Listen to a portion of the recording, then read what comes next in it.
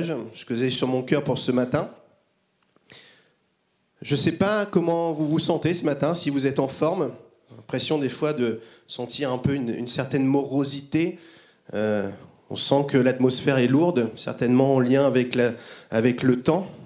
Vous languissez de voir le soleil, certainement comme moi. Et puis chaque matin, vous vous dites « Oh là là, il pleut encore ». C'est bien la peine d'habiter dans le Limousin. Il ferait mieux d'habiter en Normandie ou en Bretagne. Là, on comprendrait. S'il y a des Normands et des Bretons dans la salle, que le Seigneur vous bénisse. Voilà, on sait à quel point l'existence dans ces pays-là est compliquée. Et pour ceux qui ne me connaissent pas, je suis normand, donc je sais de quoi je parle. Voilà. Et quand on arrive à Limoges, bon, il pleut un peu, c'est pas le sud de la France, mais c'est quand même un peu mieux. Mais sauf en ce moment, en tout cas, il n'arrête pas de pleuvoir. On se dit, qu'est-ce qui se passe ? Le Seigneur est au contrôle. C'est ma grand-mère qui disait que la pluie, le soleil, et la pluie, c'est le temps du Seigneur, mais c'est pas son meilleur. Voilà. Vous avez 3 heures pour méditer là-dessus. Vous n'étiez pas réveillé, peut-être. Donc je ne sais pas comment vous vous sentez ce matin. Peut-être c'est compliqué, peut-être voilà, une espèce de morosité ambiante qui est là, qui ne vous quitte pas. Tout est difficile, louer le Seigneur c'est difficile, se réjouir c'est difficile. Et puis dans ces moments-là, peut-être qu'il y a toutes nos pensées, tout ce qui est négatif, tout ce qui nous charge, qui est là et qui a du mal à quitter nos pensées. Peut-être qu'on regarde nos vies, on contemple nos vies et on a peut-être l'impression des fois qu'on a tout raté, en tout cas selon les critères humains, selon les critères de notre siècle. On se dit que peut-être on aurait pu faire telle et telle chose, peut-être qu'on aurait pu hériter de telle situation ou autre, et puis au final on se regarde et on se dit, au final, j'en suis que là. Je peux me poser ce genre de questions des fois, me dire, mais Julien, si tu n'étais pas pasteur, est-ce que tu aurais pu faire autre chose ? Chef d'entreprise, par exemple, banquier, avocat, ou je ne sais pas quoi. Alors banquier, avocat, non, parce que déjà les lois et moi on a du mal, la banque, les chiffres et moi on a du mal, donc non, déjà j'aurais pas pu faire ça, ça m'aurait pas intéressé, ça aurait été plus une souffrance pour moi qu'autre chose, mais on peut des fois se dire que j'aurais pu vivre telle et telle chose, et puis au final, je ne vis que ça. Alors rassurez-vous, je suis très content d'être pasteur, j'ai vraiment l'impression d'être à la place où le Seigneur me demande d'être, mais ça ne veut pas dire que c'est facile toujours, n'est-ce pas ? Et que des fois on ne se pose pas des questions. Et peut-être que pour les uns, les autres, eh bien, on se dit, bon ben voilà, moi j'en suis là aujourd'hui, voilà ma vie, j'ai l'impression d'avoir tout mis de côté, en tout cas j'ai l'impression d'être passé à côté de plein de choses, en tout cas selon les critères humains. Et peut-être qu'en tout cas selon les critères humains, c'est vrai. On n'a pas la gloire qu'on aurait peut-être rêvé d'avoir, on n'a pas la richesse qu'on aurait peut-être aimé avoir, la santé et un contexte familial resplendissant selon les critères du monde, mais Dieu demeure au contrôle toujours. Ce que j'aimerais développer comme thème ce matin, c'est que Jésus renverse les attentes, les pensées et les actions. Un texte qu'on trouve dans Ésaïe 55, au verset 8, dit « Car vos pensées ne sont pas mes pensées, et vos voies ne sont pas les voies que j'ai prescrites, déclare l'Éternel. Autant le ciel est élevé au-dessus de la terre, autant les voies que je vous ai prescrites sont élevées au-dessus de vos voies, et autant mes pensées sont élevées loin au-dessus des vôtres. » Voilà ce que nous rappelle le Seigneur ce matin. Il y a les plans des hommes, les pensées des hommes, il y a nos pensées, et il y a ses pensées à lui. Si vous étiez là il y a 15 jours, j'ai développé un point en disant que nous ne pouvions pas comprendre Dieu parce qu'il était Dieu. Et que dans ce qu'il est, il nous dépasse. Dans notre compréhension, dans ce qui nous semblerait normal ou logique, lui a d'autres projets ce matin. Et ce que j'aimerais que nous puissions discuter ce matin, c'est que Dieu a toujours fait ça. Il a renversé la logique des hommes. Il a renversé la bonne façon de penser des hommes. Les hommes avaient des attentes, avaient des manières de voir les choses, et Jésus lui-même viendra tout bouleverser. Par exemple, les Juifs, à l'époque où Jésus arrive, un signe de réussite était notamment d'avoir une belle famille avec des enfants, une grande famille. Et Jésus arrive et vient en contre-pied d'une certaine manière, et lui choisit de ne pas se marier, par exemple. Donc nous, évidemment, dans notre époque, c'est un point qui nous semble pas si important que ça, mais dans le contexte de l'époque, Jésus arrive d'une certaine manière en utilisant des critères humains et il leur dit, voyez, selon vous, selon vos critères, moi je ne me marie pas. Donc d'une certaine manière, j'ai moins réussi ma vie que vous, parce qu'évidemment, pas marié, je n'aurai pas d'enfant. Je n'aurai pas une grande famille qui est synonyme à l'époque de succès et de réussite. On l'attendait peut-être au niveau du pouvoir. On attendait un Messie, quelqu'un qui viendrait renverser le pouvoir en place. Et puis Jésus est celui qui viendra sur un ânon, tout simplement, humblement. La richesse, où certains avaient de grandes maisons. Vous savez, quand on a une grande maison, c'est qu'on est riche, c'était le cas à l'époque. Et Jésus n'avait pas un endroit pour reposer sa tête. Jésus viendra dès son début, en arrivant dans la personne d'un enfant, on l'attend comme un roi, et il se rendra vulnérable, comme un petit enfant, et naîtra dans une étable. Jésus est celui qui vient d'une certaine manière nous montrer que nos pensées ne sont pas celles de Dieu. Alors nous disons oui, amen, nous le savons, mais combien de fois nous sommes imprégnés de la pensée du jour, drivés, si je peux dire comme ça, par la pensée du siècle présent, et des fois, lorsque nous regardons, nous avons l'impression que nos vies sont des échecs. Peut-être qu'aujourd'hui, vous êtes dans une situation où d'un point de vue humain, d'un point de vue du siècle présent, vous êtes dans l'échec. Je connais la vie des uns et des autres, pas de tout le monde. Et si vous êtes là ce matin pour la première fois qu'on ne se connaît pas encore, n'hésitez pas. Je suis disponible pour qu'on puisse parler, prier ensemble. Peut-être aussi, comme rappelait Marc ce matin, demander la prière de l'Église, demander la prière du pasteur ou des anciens de l'Église. Ne restez pas seuls dans vos difficultés. Mais je connais la majorité d'entre vous et je sais que des fois c'est compliqué. Certains vivent des situations de famille, des situations de vie compliquées. Combien de frères parmi nous ce matin sont là et sont dans des situations d'attente de papier, par exemple, ou sont des fois reçus qu'on appelle ça des obligations de quitter le territoire dans un contexte stressant parce qu'ils ont quitté leur pays, ils essaient de venir en France, par exemple, pour essayer de s'installer, et puis au final, ça marche pas encore. Et peut-être que ton regard est surtout en te disant, mais j'ai tout loupé et je ne suis pas dans la réussite, je ne suis pas dans l'abondance ou dans ce qui est idéal par rapport au siècle présent. J'aimerais juste te dire ce matin que Dieu est au contrôle et que même si ce que tu vis peut paraître compliqué, en dehors de ce qu'on appelle réussite aujourd'hui, Dieu demeure toujours au contrôle et il vient renverser. Il a des pensées qui dépassent nos pensées et peut-être ce qu'on peut définir comme étant bien, et peut-être à des années-lumière de ce que Dieu, lui aussi, prétend être bien. En tout cas, une chose est sûre, c'est qu'il connaît les chemins de nos vies. Il a pour chacun d'entre nous des projets de bonheur, pour chacun d'entre nous des projets de bonheur, selon ses pensées, selon sa conduite. Quelqu'un a dit un jour, je ne sais plus quel homme politique, disant « Si à 40 ans, tu n'as pas une Rolex à ton poignet, tu as raté ta vie ». C'est Sarkozy qui a dit ça. Que Dieu le bénisse, comme quoi il n'a pas dit que des choses intéressantes, n'est-ce pas? Ou en tout cas intéressantes pour méditer. Si à 40 ans, tu n'as pas une Rolex à ton poignet, tu as raté ta vie. Bon, je crois que 100% d'entre nous ce matin, on a raté notre vie. Alors j'aimerais qu'on reste sur ce thème de ce matin et essayer de voir, de réaliser de quelle manière Jésus est celui qui renverse un peu le courant, celui qui renverse un peu les manières de penser. Pour ça, je vous propose la lecture de l'évangile de Luc au chapitre 18. On va prendre plusieurs textes ce matin qui soulèvent plusieurs points pour nous permettre de réfléchir, puissions garder dans nos cœurs. Luc chapitre 18, à partir du verset 9. Il raconta aussi une parabole pour ceux qui étaient convaincus d'être justes et méprisaient les autres. 2 hommes montèrent au temple pour prier, un pharisien et un collecteur d'impôts. Certaines versions disent un publicain. Le pharisien debout faisait intérieurement cette prière. « Ô Dieu, je te remercie de ne pas être avare, malhonnête et adultère comme les autres hommes, et en particulier comme ce collecteur d'impôts là-bas. Moi, je jeûne 2 jours par semaine.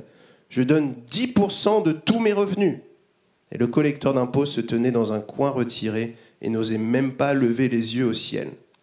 Mais il se frappait la poitrine et murmurait. « Ô Dieu, aie pitié du pécheur que je suis. » Et je vous l'assure, c'est ce dernier et non pas l'autre qui est rentré chez lui déclaré juste par Dieu. Car celui qui s'élève sera abaissé, et celui qui s'abaisse sera élevé. Amen. Celui qui s'abaisse sera élevé, celui qui s'élève sera abaissé. Ça, évidemment, nous disons Amen, mais ça, c'est le message de l'Évangile. C'est le message de Dieu. Mais ce n'est pas le message de notre société. Vous voyez que Jésus, dans cet enseignement, dans cette parabole, va au contre-courant de la pensée de l'époque, mais aussi de la pensée d'aujourd'hui. Aujourd'hui, si tu t'élèves, tu continueras à t'élever. Des fois même, tu marches sur les autres. Pas dans nos églises, bien entendu.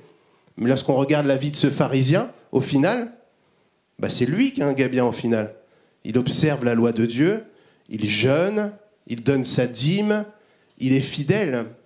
Et puis, peut-être même selon nos critères à nous d'aujourd'hui, alors évidemment on connaît le texte, donc on sait que ce n'est pas juste de penser ça, mais on pourrait se dire, mais quel bon chrétien au final. Il jeûne, il donne sa dîme, selon le contexte de l'époque, il donne ses offrandes, il est attentif à la parole de Dieu, et puis il va prier dans le temple, il va prier tout haut devant l'église. Peut-être que des fois, nos critères de réussite, même dans nos églises, ce sont ceux-là. Il prie, il donne ses offrandes, il fait telle et telle chose, et puis on peut avoir l'impression qu'on s'enrichit. Mais au final, Dieu voit les cœurs, et il dit ce qui est important, ce n'est pas les éléments extérieurs, mais c'est ce qu'il y a au fond du cœur. Et au fond de cet homme religieux, il y a la condamnation, il y a le jugement. Et puis, de l'autre côté, il y a ce collecteur d'impôts, ce publicain, qui est donc à la solde de l'époque de l'ennemi, des Romains. Donc il est considéré comme un traître, il est très mal vu, très mal perçu. C'est un moins que rien. Vous voyez ce genre de personnage ? On a tous des gens autour de nous que nous considérons de cette manière, n'est-ce pas ? Personne n'ose dire Amen. Il y a évidemment des gens qu'on perçoit mal, où on se dit « Ah, c'est eux ».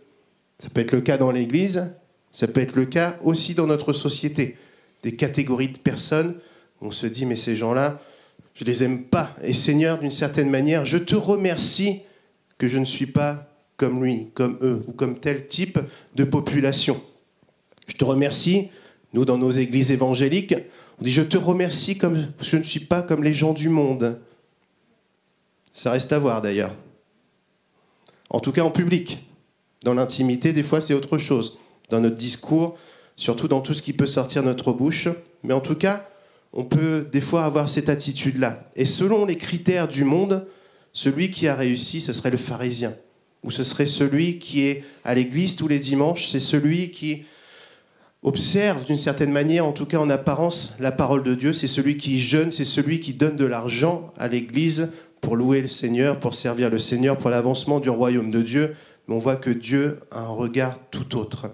Et celui qui est élevé, c'est celui qui s'abaisse. Voyez-vous, on veut toujours dans notre société, et des fois même à l'église, on veut être les meilleurs de tout. Les meilleurs chanteurs, les meilleurs prédicateurs, les meilleurs nettoyeurs de l'église. Pas toujours ça, de peine à trouver. On veut être sur l'estrade, on veut être visible, on veut être telle et telle et telle chose. Je ne dis pas que c'est forcément négatif. Quand on a reçu quelque chose de la part du Seigneur, je pense que c'est bien de faire développer ses dons, n'est-ce pas ? De ne pas se contenter, mais le meilleur pourquoi ? Ou par rapport à qui ? Par rapport aux autres ? En tout cas, voilà ce que Jésus vient faire. Il vient renverser les pensées. On veut des fois être meilleur, la meilleure église, le meilleur je ne sais quoi. Et Dieu dit, celui qui s'abaisse sera élevé. Est-ce que nous ne pourrions pas choisir, du coup, d'être les meilleurs à s'abaisser ? Les meilleurs à considérer les autres plus grands. Ça commence par notre frère, par notre sœur. Jésus est celui qui vient renverser les raisonnements à cette époque-là, et je crois qu'il veut continuer de le faire aujourd'hui. Vous savez, il y a des paroles qu'on connaît, il y a des paroles qu'on entend, qu'on connaît bien, on connaît la signification, mais lorsqu'on doit les vivre au jour le jour, au quotidien, on peut les connaître, mais on peut se rendre compte qu'il y a quand même des élans qui ne sont pas encore tout à fait morts chez nous, vous voyez ? Comme le besoin d'être meilleur que l'autre, comme le besoin d'exister, comme le besoin de se sentir mieux que l'autre. Jésus renverse les mentalités et nous demande d'une certaine manière de choisir de le faire au quotidien. Qui est mon prochain ? Dira un texte de l'Évangile. C'est ce Samaritain, c'est celui qui est à côté de toi, c'est cet étranger que tu ne considères pas, c'est celui qui n'a pas forcément de talent, de valeur ou de richesse selon le concept humain, mais c'est lui ton prochain.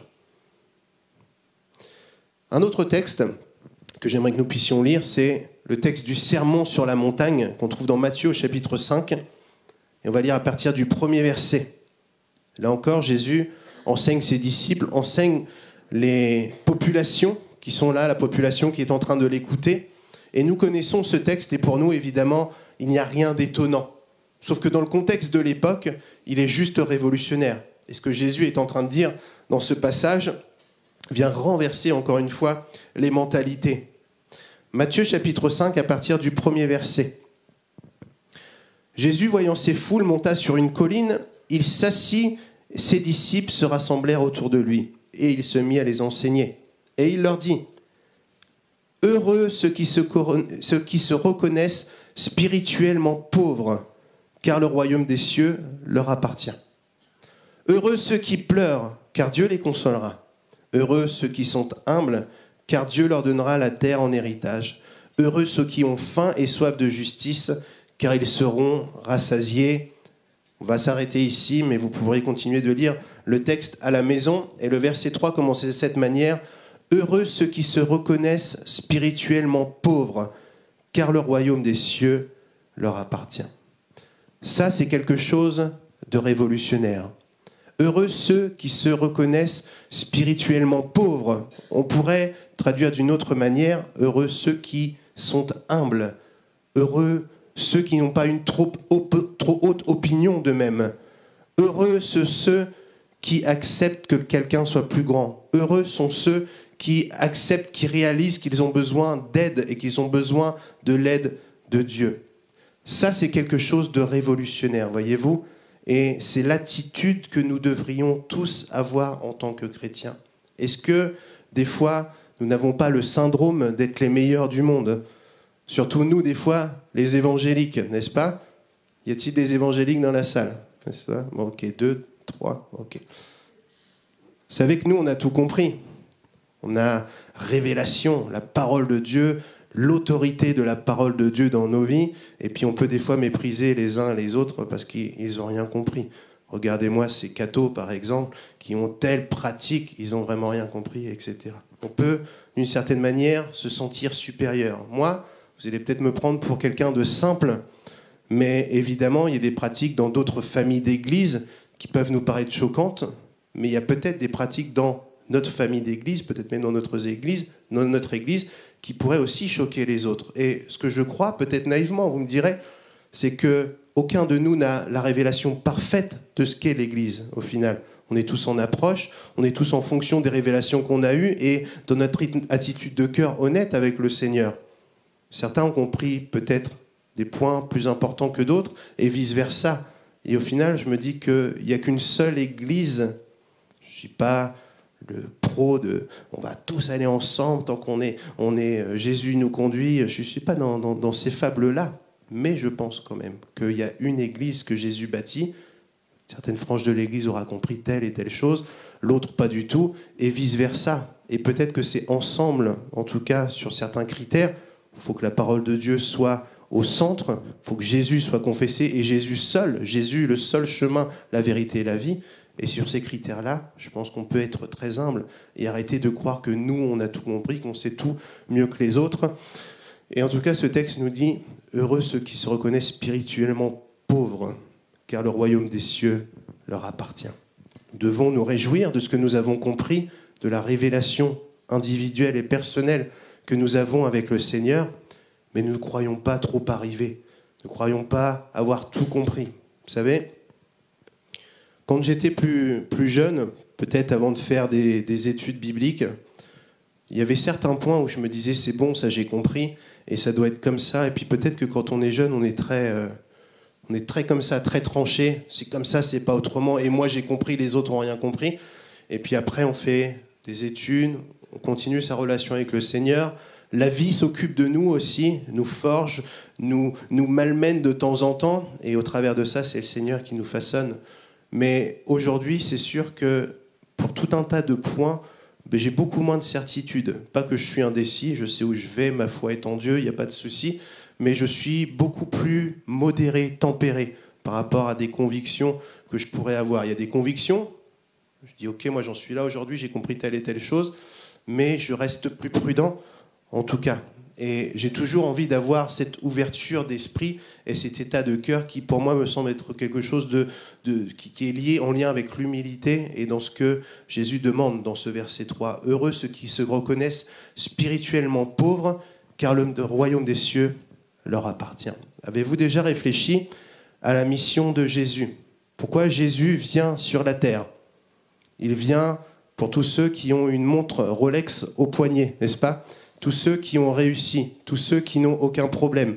Il vient pour tous ceux qui n'ont pas de maladie. Il vient pour tous ceux qui sont à fond dans les richesses. Bien entendu, non. Texte de l'Évangile, dans l'Évangile de Luc, au chapitre 4, au verset 18 et 19, c'est Jésus qui parle et il reprend pour lui, pour proclamation, un texte qu'on trouve dans Ésaïe. Et ce texte de Luc, au chapitre 4, verset 18, dit « L'Esprit du Seigneur repose sur moi, parce qu'il m'a désigné par l'onction pour annoncer une bonne nouvelle aux pauvres. Il m'a envoyé pour proclamer aux captifs la libération et aux aveugles le recouvrement de la vue, pour apporter la délivrance aux opprimés et proclamer l'année de grâce accordée par le Seigneur. » La mission de Jésus est destinée. Il vient pour ceux qui sont pauvres, pas pauvres financièrement, mais pauvres au niveau de leur âme, pauvres au niveau peut-être de leur point de vue, de leur capacité, ceux qui sont captifs, enchaînés, ceux qui sont aveugles. Jésus vient pour ceux-là. Il ne vient pas pour ceux qui n'ont pas de problème. Il ne vient pas pour ceux qui s'enorgueillissent tellement plein d'eux parce qu'ils ont réussi selon des critères humains. Vous avez remarqué que dans les sociétés où tout va bien, où on n'a pas de problème, où on est riche, où on peut se faire soigner, simplement ou plus simplement que dans d'autres sociétés, bizarrement, on a moins besoin de Dieu. Vous êtes d'accord avec ça? Nous sommes en France aujourd'hui, les choses sont peut-être moins faciles qu'il y a quelques années, évidemment. Il y a différentes crises qui sont passées par là, mais je crois que Dieu est au contrôle et je crois que Dieu veut rappeler aux Français que les Français ont besoin de Dieu. Et que pendant tout un temps, nous pouvions être dans une espèce d'illusion parce que nous étions riches, parce que nous n'avions aucun besoin, nous pouvions nous faire soigner, etc. Vous connaissez notre contexte, même si aujourd'hui nous sommes tellement bien mieux que dans d'autres sociétés, n'est-ce pas? Mais au travers des difficultés qui peuvent être présentes, et je crois qu'ils ne vont pas s'améliorer. Si vous voulez mon avis, allez voter la prochaine fois, n'est-ce pas? Mais ça ne changera rien, ça c'est sûr. Et je pense qu'on va de toute façon vers quelque chose qui est compliqué, mais Dieu est au contrôle. Et au travers de cette complication, au travers de ces choses qui vont devenir compliquées, Dieu veut lever des adorateurs. Dieu veut parler à la France, Dieu veut parler aux Français, Dieu veut parler aussi aux chrétiens de nos églises. Si nous nous croyons riches, si nous n'avons besoin de rien, nous n'avons pas besoin de Dieu. Au travers de ces difficultés, nous réalisons que sans Dieu, nous n'avons rien. Sans Dieu, nous ne pouvons rien faire. Sans ce que Dieu veut nous donner, il n'y a pas grand-chose. Et je crois que ces moments sont conduits par Dieu. Alors Jésus est celui qui est venu pour délivrer les captifs, ouvrir les yeux des aveugles. J'espère ce matin que nous sommes aveugles d'une certaine manière. J'espère ce matin que nous pouvons nous sentir captifs dans un domaine ou dans un autre. J'espère que dans un domaine ou dans un autre, nous pouvons nous considérer comme étant pauvres. Parce que si c'est le cas, bonne nouvelle, Jésus est venu pour nous. Jésus continue de nous aimer et d'agir au travers de nous. Le verset 4 du texte du Sermon sur la montagne dit « Heureux ceux qui pleurent, car Dieu les consolera. » Heureux ceux qui pleurent, car Dieu les consolera. Quelque chose de révolutionnaire encore. Heureux ceux qui pleurent. Déjà, ces deux mots ont du mal à aller ensemble.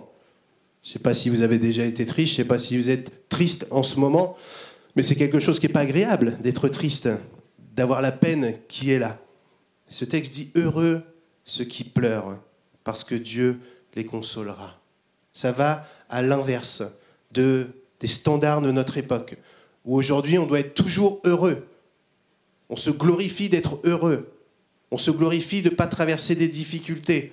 On préfère vivre ça en tout cas. Mais être heureux parce qu'on pleure, c'est quelque chose qui, à un moment donné, ne joue pas, que nous ne pouvons pas comprendre. Alors, je m'adresse aux uns, aux autres, à tous mes frères mes frères et sœurs qui seraient dans la difficulté ce matin, où les larmes montent dans les yeux, ou même si elles ne montent pas, la tristesse est présente dans le cœur.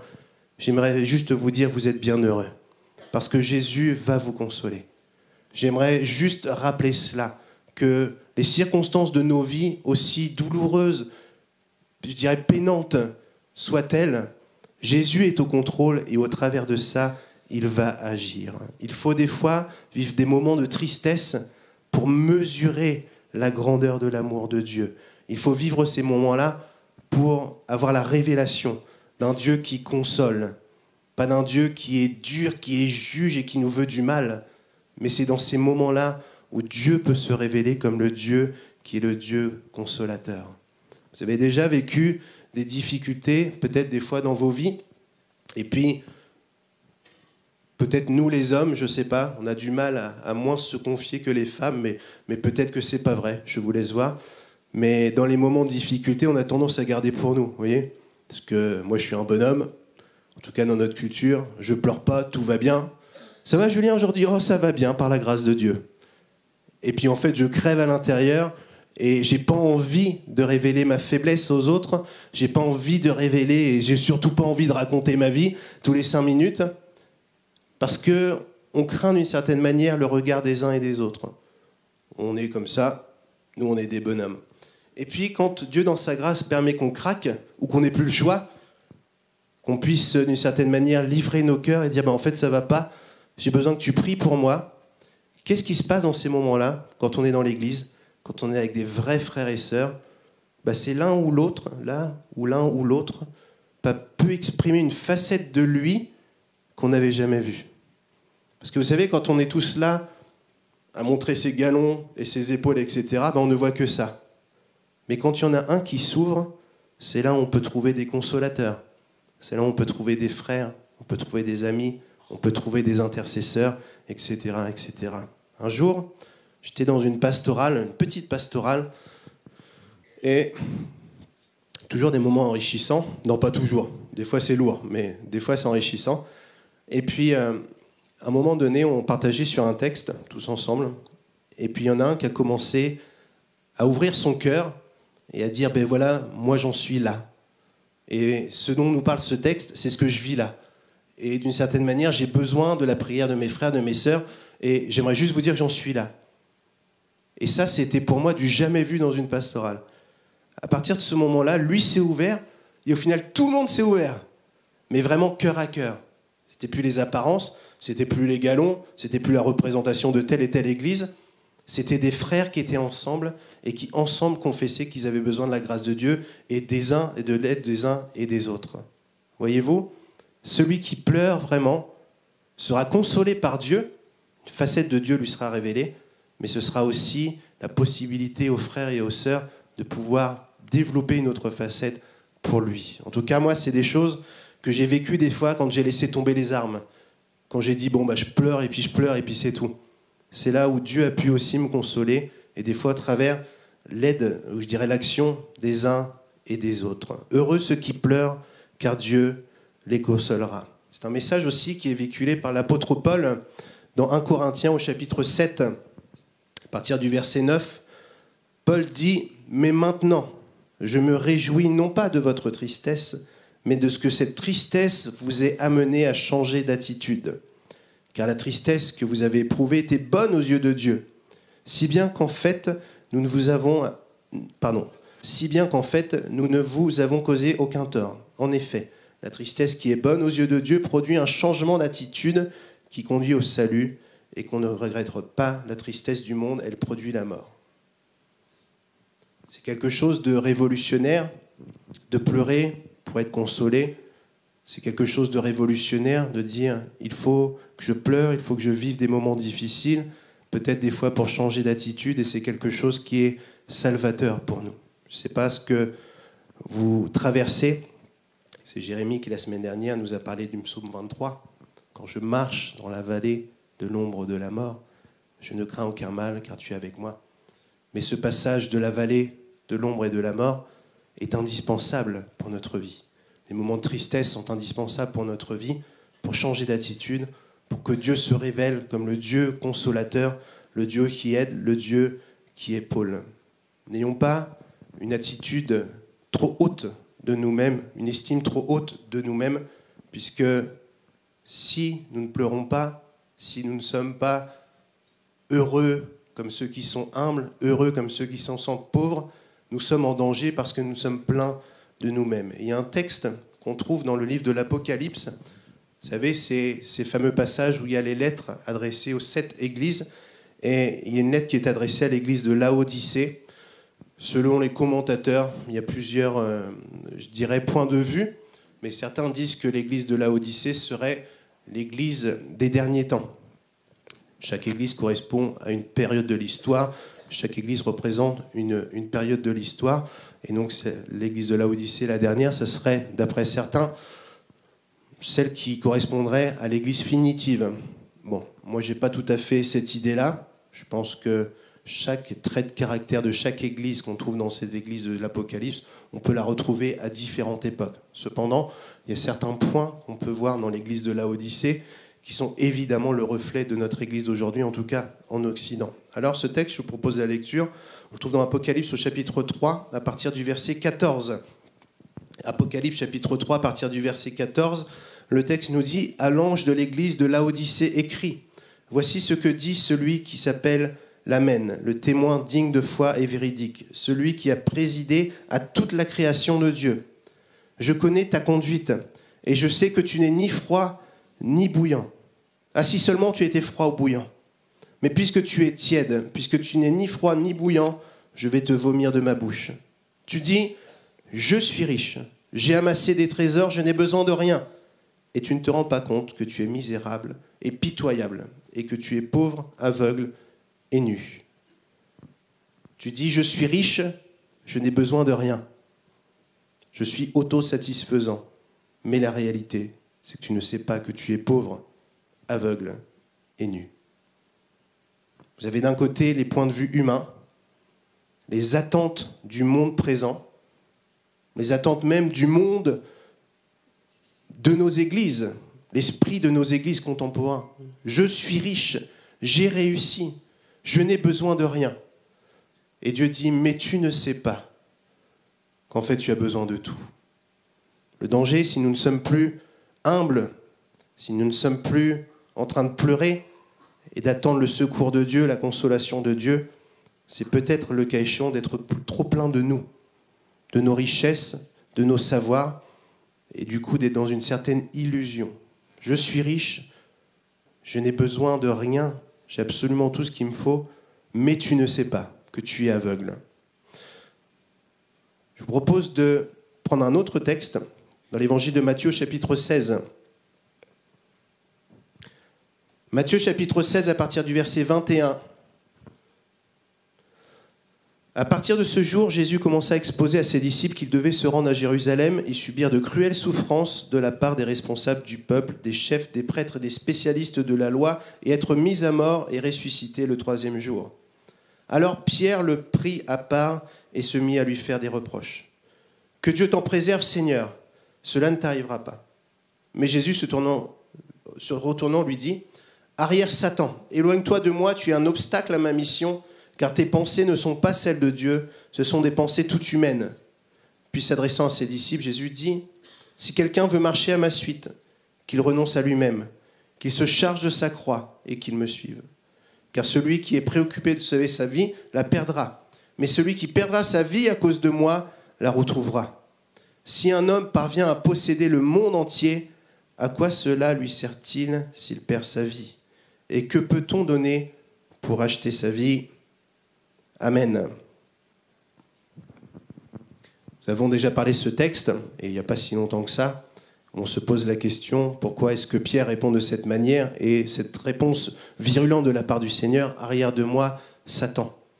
On a développé plein d'hypothèses sur le fait que Pierre, ce que j'ai dit la dernière fois en tout cas, il ne pouvait pas supporter que Jésus puisse mourir, puisqu'il était son ami, il était son maître, quelqu'un de proche, et ça lui faisait du mal de pouvoir imaginer ça.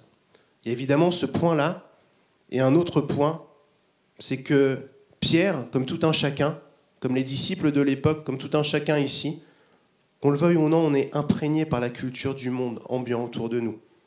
Les attentes, les projets, les manières de voir, etc., etc. Et pour Pierre, d'une certaine manière, d'entendre que Jésus allait perdre la vie, allait se donner, c'est quelque chose qu'il ne pouvait pas cogiter dans sa tête. C'est quelque chose qui froissait tellement sa culture, tellement ses attentes, tellement sa manière de penser, qu'il le manifeste en lui disant « mais ça n'arrivera pas, c'est pas possible, mes manières de penser, ma culture, etc., ne peuvent pas comprendre ce que tu es en train de faire, ce que tu vas faire, parce que c'est quelque chose qui est révolutionnaire. » Dans ce que Dieu fait, je crois qu'il fait toujours quelque chose qui nous dépasse. Il agit toujours d'une manière inattendue. C'est pour ça que nous ne devons pas chercher l'action de Dieu dans des traditions ou dans des choses où on se dit c'est de telle manière que ça se passe. L'histoire de l'Église récente ou un peu plus ancienne nous montre qu'à chaque fois que Dieu fait quelque chose, il le fait d'une manière nouvelle, sous une forme nouvelle en tout cas. C'est toujours lui qui est révélé, lui ne change pas, mais la forme est toujours différente.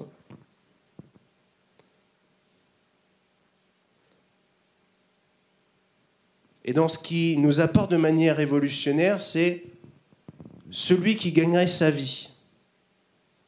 Celui qui chercherait à sauver sa vie la perdrait. On a tous, dans le fond de nos cœurs, envie de réussir notre vie, sous une forme ou sous une autre. Les uns veulent avoir tel succès, telle carrière professionnelle, telle vie familiale, beaucoup d'enfants, pas beaucoup d'enfants, un mari, une femme, etc., un idéal, une voiture, une maison. On a tous des critères qui sont comme ça. Et puis peut-être que des fois, même nous, dans nos églises, on court après ces choses-là. Et je ne dis pas que c'est mal, vraiment pas, d'avoir une maison, une voiture, d'être marié, d'avoir des enfants, pas du tout. Mais des fois, c'est le seul but de nos vies, construire notre vie, gagner notre vie, tout avoir. Et puis évidemment, j'en ai parlé souvent ces derniers temps, et au final, on peut bien tout avoir, mais la mort arrive toujours. Et tout ce qu'on peut avoir à un moment donné, eh ben, on ne l'emmène pas là-haut. Ça, c'est sûr. Et je parle vraiment en connaissance de cause. On peut avoir de l'argent bloqué sur des comptes, avoir épargné de l'argent, avoir les comptes pleins ou bien remplis, et puis au final, on part et tout ça ne nous appartient pas. Et dans ces moments-là, vous savez ce qui se passe ? Il y a les impôts qui disent « Ta-da-da ! Bonjour !» Et ils viennent réclamer leur dû aussi, c'est juste au passage. On peut gagner sa vie, on peut avoir une belle carrière professionnelle, une belle vie de famille, une belle maison, une belle voiture, et au final, tout perdre. Inconsciemment, nous cherchons tous ce succès-là. Je ne dis pas que c'est négatif. Mais quand c'est le seul but de ma vie, à un moment donné, tout ça s'évapore en fumée. Jésus dit, celui qui renoncera à sa vie et qui me suivra. Lui, d'une certaine manière, aura compris le vrai sens des choses. Combien d'entre nous connaissons ce texte-là et combien d'entre nous sommes prêts à franchir le pas et dire « Ok, je pourrais renoncer à tout ce qui me paraît être légitime, tout ce qui paraît être mes rêves, mes ambitions, etc. » Par émotion, on pourrait dire « Moi, parce que je veux suivre le Seigneur. » Vous avez certains chants qu'on chante « Jésus, je te suivrai ». Vous connaissez celui-là ? Et moi, il y a des chants, des fois, je réalise ce que je chante et je me dis « Mais Julien, est-ce que tu peux vraiment chanter ça ?» Évidemment, on aspire. On sait où sont nos cœurs et on aspire.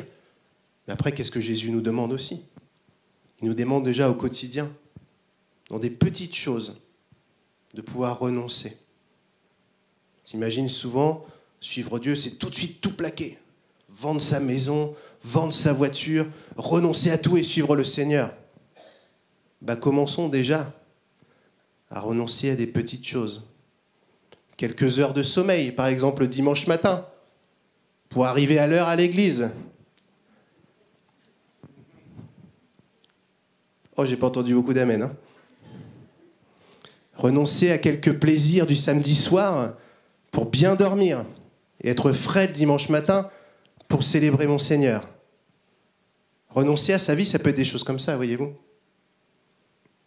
Renoncer à une superbe fête le dimanche ou le samedi ou je ne sais quoi, juste pour dire, Seigneur, c'est toi que je veux suivre et c'est toi que je veux célébrer. Alors évidemment, tous ceux qui sont là ce matin, vous avez bien fait de venir, vraiment, parce que vous avez fait ce choix de dire, peut-être que je veux renoncer à ma vie, c'est sûr, j'aurais pu être plus cool à la maison, dormir plus longtemps, mais Seigneur, c'est toi que je veux suivre. Vous voyez, c'est comme ça que ça commence, par des petites choses, et de plus en plus.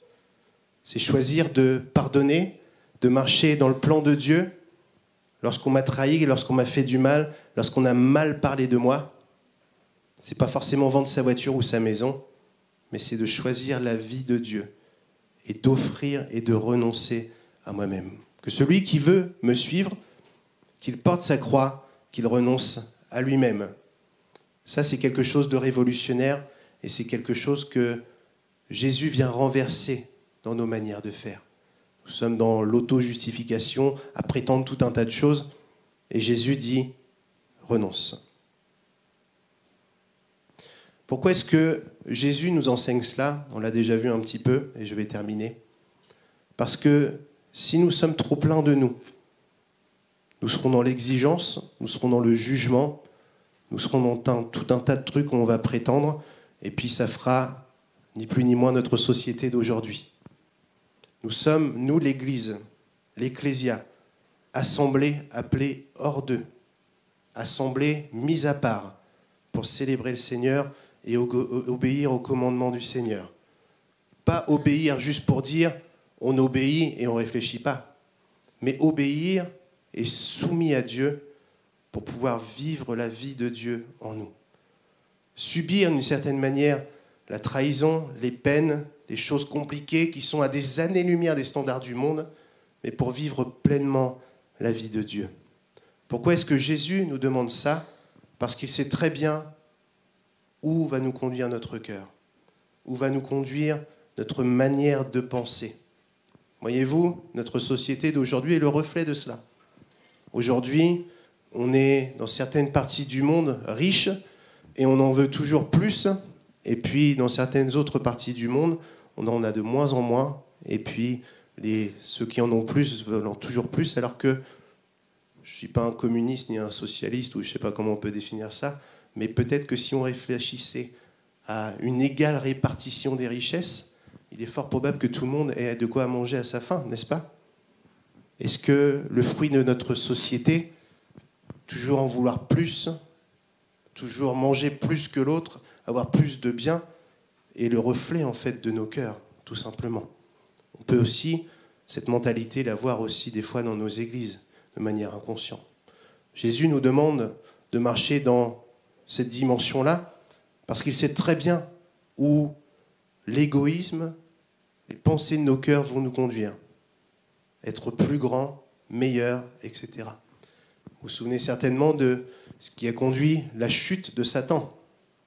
Il était le plus beau des anges, nous enseigne la parole de Dieu. Et il était tellement beau qu'il voulait être encore plus beau, et il voulait être le premier, le meilleur, etc. Et Dieu a vu toutes choses et il l'a chassé. C'est ce qui nous plonge, chacun d'entre nous, souvent loin du plan de Dieu. Heureux ceux qui se sentent humbles, spirituellement pauvres. Heureux ceux qui pleurent, seront consolés. Voyez-vous, c'est quelque chose qui n'est pas glorieux selon les critères d'aujourd'hui. Nous préférons des fois dans notre spiritualité être comme ce pharisien. Moi je prie, moi je fais telle et telle chose. Et dans certaines franges de l'Église, que je dénonce souvent, l'évangile de la prospérité, évidemment, moi je guéris les malades, moi je parle fort, je crie fort, je fais tout un tas de trucs, moi, etc. Mais où est Dieu dans tout ça? Dieu ne peut pas se révéler parce qu'on ne voit que moi, que mon slogan, que ma manière de parler, que ma manière d'agir. Quand je fais telle chose, regardez.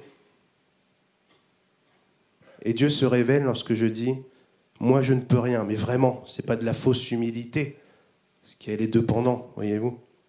Mais moi, je ne peux rien. Et je sais que si Dieu n'agit pas en moi ou à travers de moi, il n'y a rien qui se produira, en tout cas d'authentique. Dieu nous enseigne cela. Dieu vient contrarier nos manières de penser, nos actions, nos attentes, parce qu'il veut se révéler. Alors je ne sais pas ce que vous vivez ce matin. Peut-être que vous dites, c'est pas très glorieux ce que je vis. C'est peut-être pas ce que j'avais imaginé, c'est pas peut-être même ce que les gens autour de moi, ma famille, vous avez des attentes des fois de nos familles, exprimées et des fois non exprimées.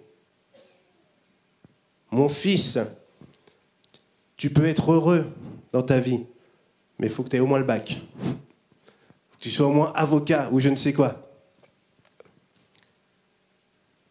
Après, dans d'autres cultures, mon fils, ma fille, tu vas en Europe, tu vas en France.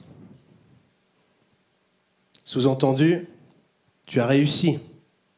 Même si une fois qu'on arrive en France, on comprend que c'est plus compliqué que ça. Et il y a les attentes de la famille. Du coup, les attentes, par exemple, c'est que tu envoies de l'argent au pays.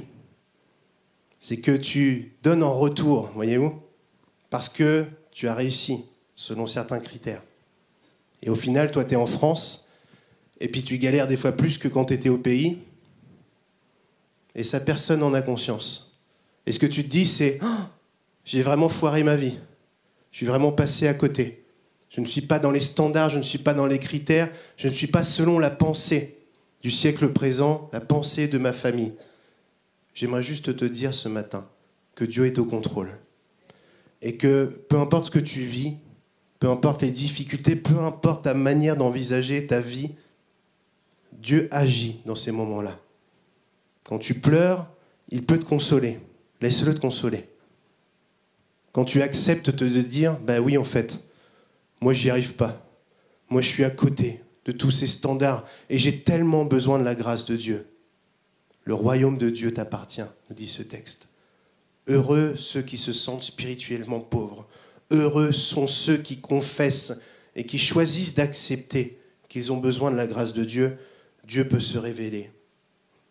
Si tu n'as pas besoin de Dieu, si tu es trop fort, trop je ne sais quoi, Dieu ne peut pas se révéler. Et Dieu ne peut pas se révéler au travers de toi et en toi. Je termine par un texte de Philippiens, au chapitre 3, versets 8 à 11. Je vais même plus loin. Tout ce en quoi je pourrais me confier, je le considère comme une perte à cause de ce bien suprême, la connaissance de Jésus-Christ, mon Seigneur. À cause de lui, j'ai accepté de perdre tout cela. Oui, je considère comme bon à être mis au rebut afin de gagner le Christ. Mon désir est d'être trouvé en lui, non pas avec une justice que j'aurais moi-même acquise en obéissant à la loi, mais avec la justice qui vient de la foi en Christ et que Dieu accorde à ceux qui croient.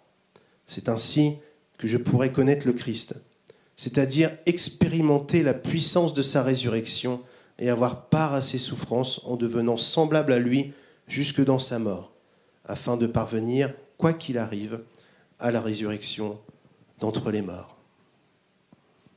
Ce que je considérais bien, tout ça aujourd'hui ne m'intéresse pas, d'une certaine manière, dit Paul.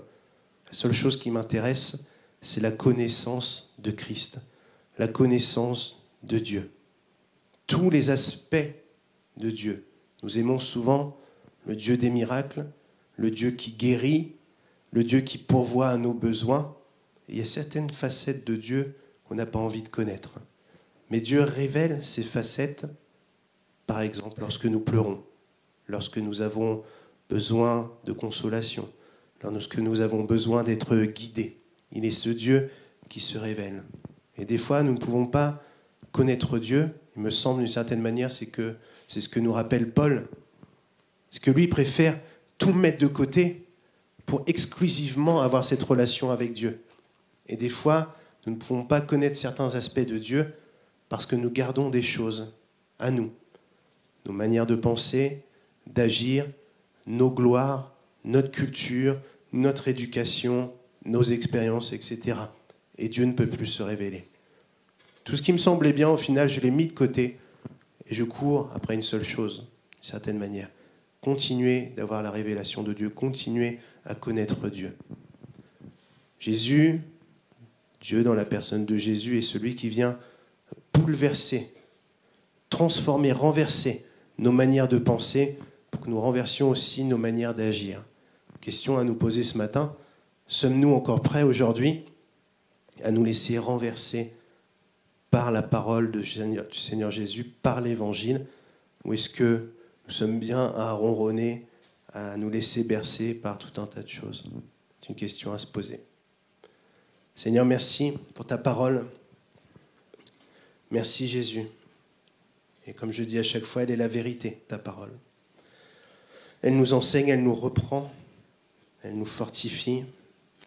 Et je te remercie pour ce matin, de nous rappeler à tous que tu es ce Dieu qui bouleverse nos raisonnements, renverse nos raisonnements, nos façons de penser. Ce que nous pouvons imaginer bien, toi tu le déclares mal, et vice-versa, et peut-être encore plus aujourd'hui. Père, nous avons tellement besoin de toi. Nous avons tellement besoin de ta présence dans nos vies. Nous avons tellement besoin que tu te révèles en nous et au travers de nous, Père. Nous voulons ensemble, Seigneur, te le dire et nous reconnaître d'une certaine manière spirituellement pauvres. Nous ne sommes pas trop intelligents ou trop habiles de nos raisonnements pour ne pas avoir besoin de toi, Père. Dans ta grâce, viens te révéler à nous encore. Te remercions aussi pour tous ces moments de difficulté, ces moments où peut-être les larmes montent à nos yeux, où la peine est présente dans nos cœurs, parce que c'est un moment où tu veux aussi nous consoler. Et Père, nous te demandons d'agir dans chacune de nos vies ce matin. Nous ne voulons pas être trop imbus de nous. Nous ne voulons pas être comme ce pharisien, mais nous voulons être comme ce publicain, comme ce collecteur d'impôts, qui sait qu'il est au fond. Et Seigneur, toi, tu vois nos cœurs. Et Seigneur, nous ne voulons pas, comme cette église de Laodicée, dire nous sommes riches, nous n'avons besoin de rien et en réalité être aveugles et nus. Père, couvre-nous de ta présence. Donne-nous d'être fidèles dans les petites choses aussi. Donne-nous, Seigneur, de peut-être renoncer à certains aspects de nos vies, petitement, pour aller en grandissant. Donne-nous d'être fidèles vraiment. Merci pour ton esprit qui est là, qui nous guide, qui nous parle, qui vient nous encourager, qui vient nous consoler, nous réconforter et nous mener vers là où tu as décidé, Père. Te donnons toute la gloire, Seigneur Jésus. Amen.